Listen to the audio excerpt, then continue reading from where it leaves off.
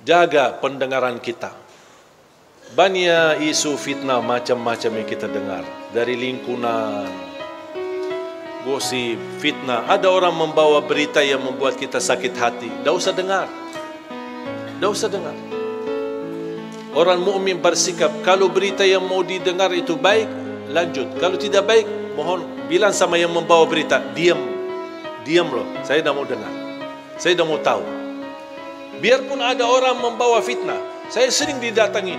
Ada si kiai ini, si ustaz ini, dia suka mau sebutkan nama antum, menjelekkan antum. Saya bilang diam, saya dah mau tahu. Dan ana ingin kasih tahu supaya kamu berhati-hati. Saya tak perlu berhati-hati sama manusia.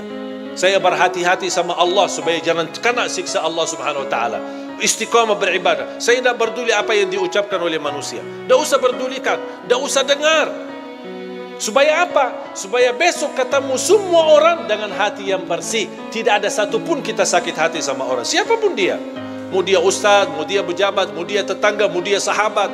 Coba kira-kira perasaan, kita kan manusia. Tak ada yang bisa menjaminkan hatinya. Kalau anda besok mendengar fitnah dibawa oleh temanmu sendiri atau tetanggamu, kira-kira besok anda mau salaman sama dia? Biarpun anda berkenan salaman, kira-kira hatinya bersih atau sakit hati?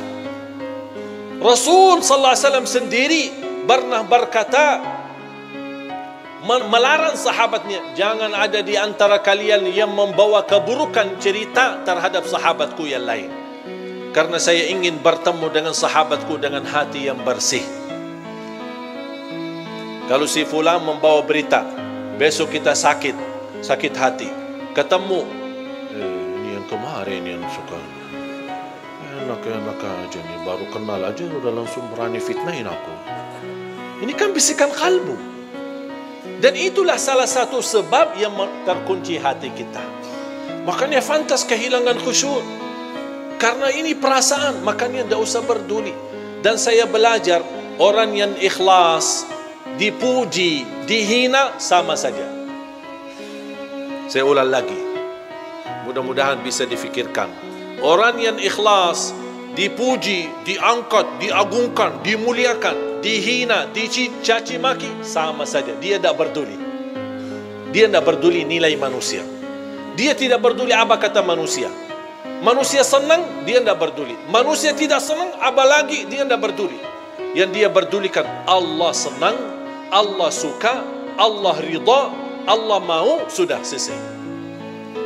Kalau kita bisa hidup insya Allah dengan seperti ini, insya Allah kita punya hati nurani, akan baik sama semua orang dan selalu berbaik sangka.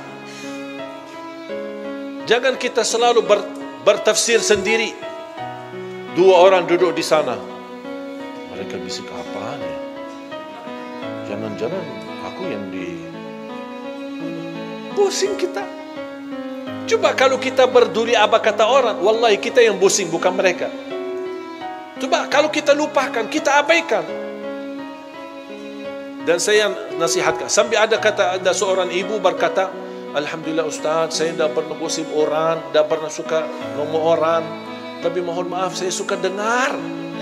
Ya sama aja dosanya. Mendengar berita, melihat berita, caci maki, urusan orang, itu dosa semua. Tak usah peduli. Kita punya urusan sendiri. Dan selalu kita hidup dengan baik sangka.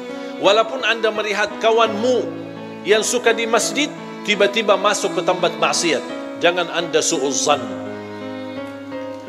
Kita tidak tahu apa yang terjadi.